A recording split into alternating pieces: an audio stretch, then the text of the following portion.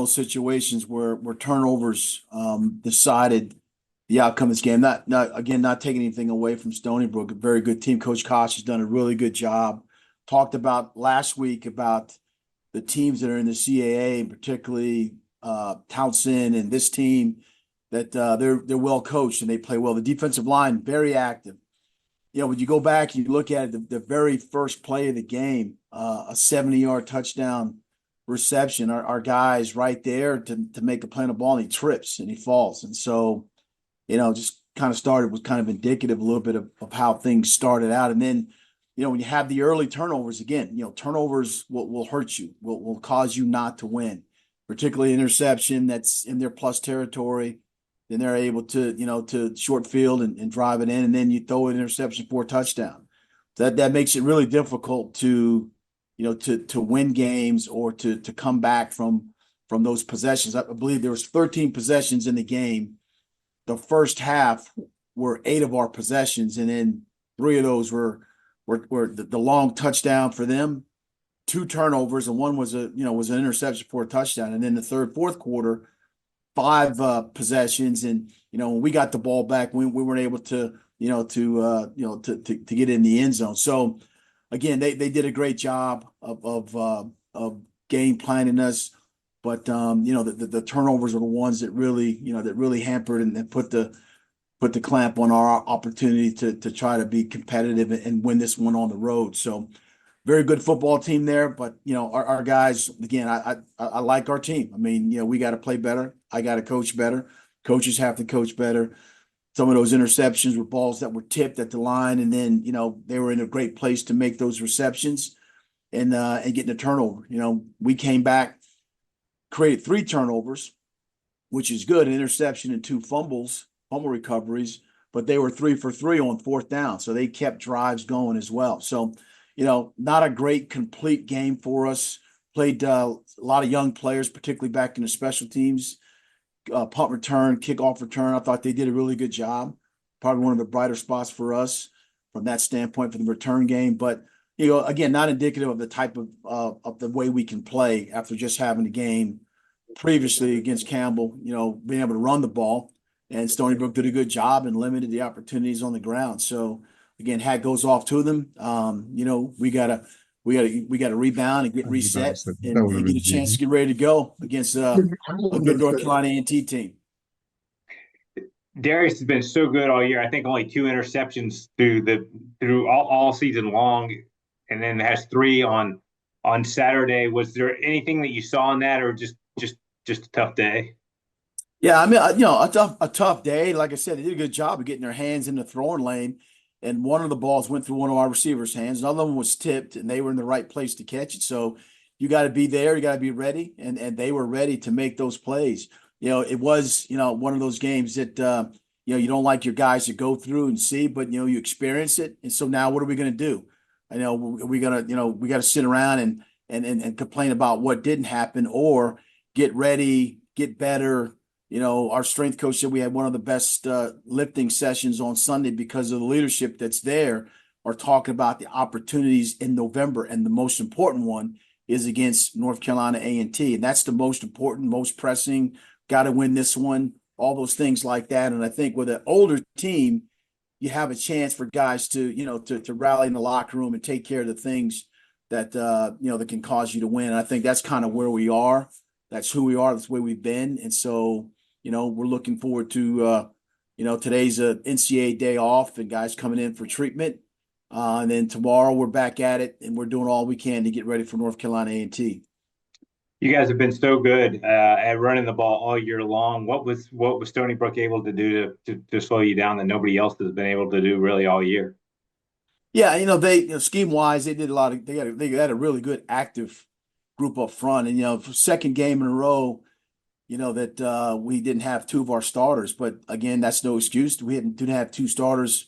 We played Campbell, and the guys rushed for 300 and something yards.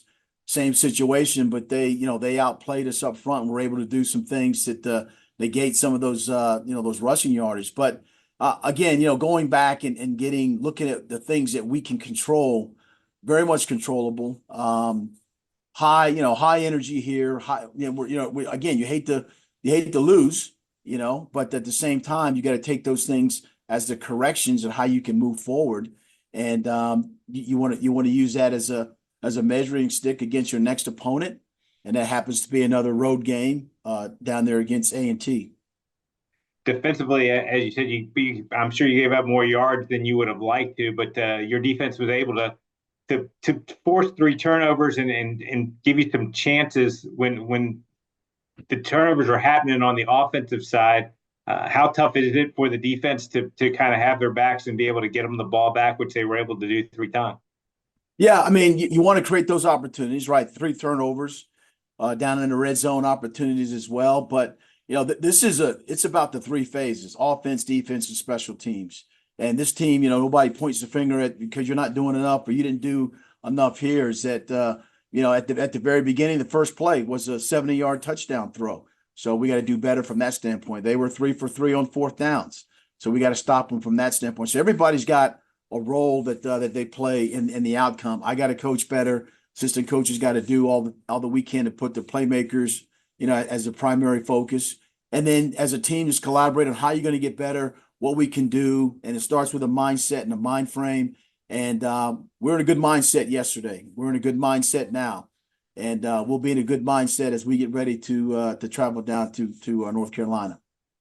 You mentioned a lot of young guys saw some action. One of the young guys that certainly had a nice day for your defense was TJ McDill. Career high 9 tackles, was able to force one of those fumbles. Just talk about his day and what he's brought to your defense.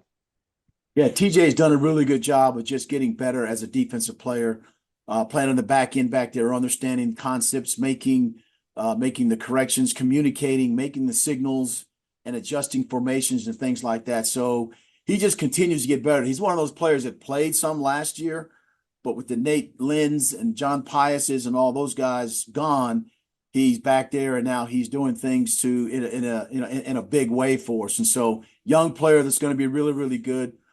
Just like a lot of other young players that are playing, they're going to be good. And so here we are. We're in November. Most important part of November is this game that we have coming up, against A&T. So, but it's one of those, it's a learning process. At the same time, you got to get better. You got to make sure that you do the things you can to have an opportunity to be significant down the second half of the season here. And we're in that stretch. And so it's important to play well and put everything together as we get ready to play next Saturday. You mentioned North Carolina A&T. Let's talk about them a little bit. What are some of the challenges they present for you as you've started your study of the Aggies? Yeah, again, athletic football team. They've had some issues, but they're just kind of plays away from the big plays and executing what they want to do on offense and on defense. I know a lot of the guys are on staff. They're good men. They're good coaches, and I know it's a home game for them, an opportunity for them to play well. They played well this past game. Bar some incidents that occurred that allowed the other team to score. But at the same time, we're just kind of in this phase now as you're going down in November, where November's significant now, and the first thing that's most important is the first game now coming off, particularly for us, a loss. And so now how we practice, how we prepare, and how we treat this game is going to be, regardless of records and all that stuff, is going to be critically important.